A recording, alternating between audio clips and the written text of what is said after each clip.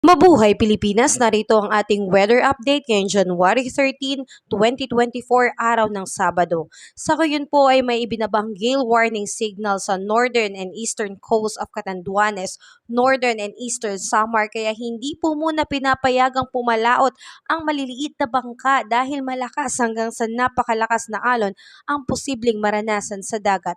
Mapanganib po.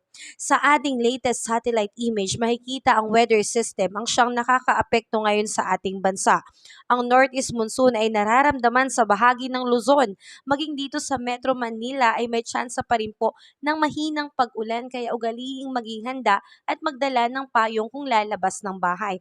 Asahan din po natin ang mababa o malimig na temperatura dulot ng mahanging hamihan. Kaya makakadama po tayo ng malamig na panahon sa madaling araw at sa hapon at gabi ay maulap na papawirin na may kasamang mahinang pag-ulan. Ang Central Visayas at Eastern Visayas ay makakaranas ng maulap na papawirin na may kalat-kalat na mga pag-ulan, pagkidlat at pagkulog dulot ng shoreline. Ang Western Visayas, Palawan kasama ang Kalayaan Island at Occidental Mindoro ay magkakaroon ng bahagyang maulap hanggang sa maulap na papawirin na may mga pulupulong mahinang pag-ulan dulot ng amihan.